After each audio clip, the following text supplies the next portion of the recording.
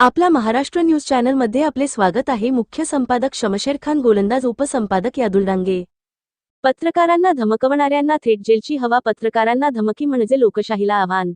दोषींना कोणतीही माफी नाही। मुख्यमंत्री देवेंद्र फडणवीस राज्यातील पत्रकारांना धमकावणे, मारहाण करणे अथवा त्यांच्या कामात अडथळा निर्माण करणे यासारख्या घटनांकडे राज्य सरकार अत्यंत गंभीर्याने पाहत असून अशा प्रवृत्तीच्या व्यक्तींना थेट तुरुंगाची हवा खावी लागेल, असा कडक इशारा मुख्यमंत्री देवेंद्र फडणवीस यांनी दिला आहे।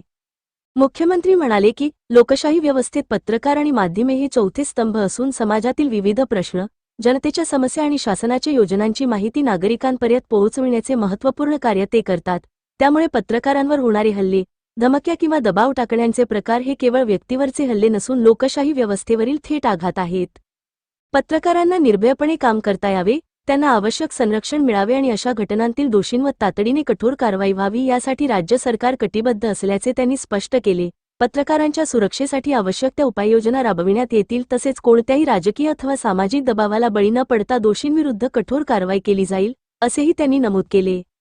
पत्रकार संघटना आणि माध्यम प्रतिनिधींनी मुख्यमंत्र्यांच्या या भूमिकेचे स्वागत करत पत्रकार संरक्षण कायद्याची प्रभावी अंमलबजावणी करण्याची मागणी केली आहे। मुख्यमंत्र्यांचे ठोस निर्देश: पत्रकारांना धमकावणाऱ्यांवर कठोर कारवाई करावी, संबंधित आरोपींविरुद्ध तातडीने गुन्हे दाखल करून अटक करावी, प्रकरणांची द्रुतगतीने सुनावणी होण्यासाठी आवश्यक कार्यवाही करावी, पत्रकार संरक्षण कायद्याची प्रभावी अंमलबजावणी करावी, पत्रकारांच्या सुरक्षेसाठी विशेष यंत्रणा उभारावी। पत्रकारांना धमकी देणे म्हणजे लोकशाहीला आव्हान देणे होय। अशा कृत्यांमध्ये सहभागी असलेल्या कोणालाही माफी दिली जाणार नाही। माध्यमांचे स्वातंत्र्य अबाधित ठेवणे ही सरकारची जबाबदारी असून पत्रकारांच्या सुरक्षेसाठी शासन कटिबद्ध आहे।